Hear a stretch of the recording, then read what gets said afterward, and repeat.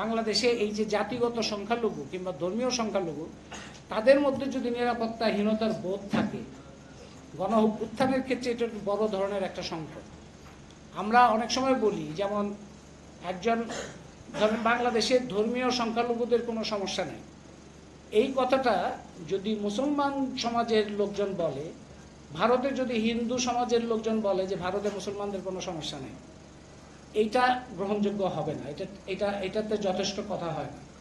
আমরা ধর্মীয় সংখ্যালঘু যারা আছেন তারা যখন বলবেন যে না, তাদের দিক থেকে কোনো নিরাপত্তাহীনতার বোধ নাই, তারা নিজেরা যথেষ্ট নিরাপদ বোধ করছেন, তখন আমরা বলতে পারবো যে হ্যাঁ, বাংলাদেশে সাম্প্রদায়িক সম্প্রীতি বলা যাচ্ছে। সাম্প্রদায়িক সম্প্রীতি আমরা আছে, এটা সংখ্যাগরিষ্ঠ লোকজন বাঙালি বললে হবে না যে বাংলাদেশে সংখ্যালঘু জাতির কোনো সমস্যা নেই, পুরুষদের বললে হবে না যে নারীর কোনো বা অন্য লিঙ্গের মানুষদের কোনো সমস্যা নেই।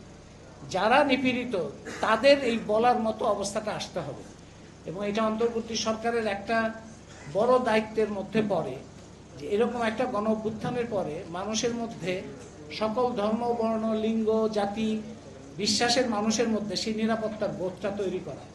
সেটার ক্ষেত্রে সরকারের আরও সক্রিয় এবং সরব হওয়া দরকার। এবং আমরা এটা এইরকম দৃশ্য চাই না যে নারী হওয়ার কারণে আক্রান্ত হচ্ছে, কিংবা অন্য লিঙ্গের কারণে আক্রান্ত হচ্ছে, কিংবা শ্রমিকরা বকেয়া মজুরি চাইতে গিয়ে সে রাস্তায় গুলি খাচ্ছে, এই পরিস্থিতি, কিংবা একজন পরিচয়ের কারণে আমি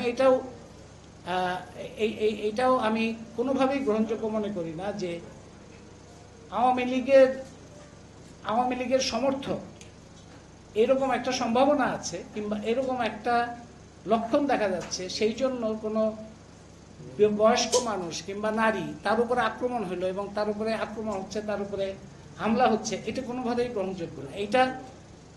এইটা আমি বিশেষভাবে দৃষ্টি দিতে বলবো অন্তর্বর্তী সরকার এবং তাদের সাথে সম্পর্কিত ছাত্র সংগঠন এবং অন্যান্য সংগঠনকে, যে আওয়ামী লীগের লোক পরিচয় পাওয়ার পরে তাদের উপর হামলা করলে এটা আওয়ামী লীগের পতন হবে না, আওয়ামী লীগের পরাজয় হবে না, এইটাতে আওয়ামী লীগের পুনরুত্থানের সম্ভাবনা বাড়বে, এবং এটাতে গণ অভ্যুত্থানের যে কৃতিত্ব কিংবা গণ অভ্যুত্থানের যে শক্তি, সেই শক্তি বিরোধী তৎপরতা হবে।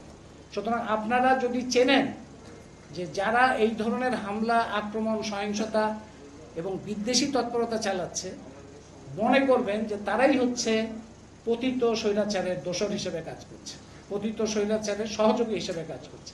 সুতরাং তাদের থামানোটা আপনাদের একটা বড় দায়িত্বের মধ্যে পড়ে। তো সেই দায়িত্ব পালন না করলে এই যে সংস্কার কমিশন এবং অন্যান্য যে সমস্ত কাজ, এগুলো ক্ষতিগ্রস্ত হতে পারে।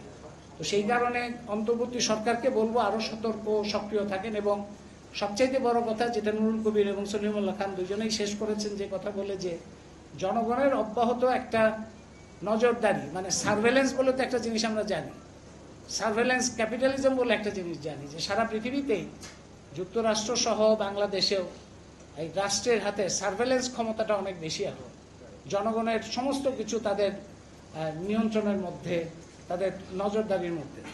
আসলে যেটা দরকার, জনগণের নজরদারিটা বাড়ানো দরকার, মানে পিপুলস সার্ভেলেন্সটা বাড়ানো দরকার। মানে আমাদের নজরদারি বাড়ানোর ক্ষমতা সরকারের উপরে বা ক্ষমতাবান যারা তাদের উপরে, এটা যত বেশি বাড়াতে পারবো এবং এটা বাড়ানোর জন্য যত বেশি সক্রিয় রাজনৈতিক শক্তি এখানে তৈরি হতে থাকবে, ততই এই জনগণের সার্বভৌমত্ব প্রতিষ্ঠা কিংবা গণ অভ্যুত্থানের যে আকাঙ্ক্ষা, বৈষম্যহীন বাংলাদেশ, সেইটা প্রতিষ্ঠার পথে যে যাত্রা, সেই যাত্রাটা সহজ হবে এবং সংক্ষিপ্ত হবে।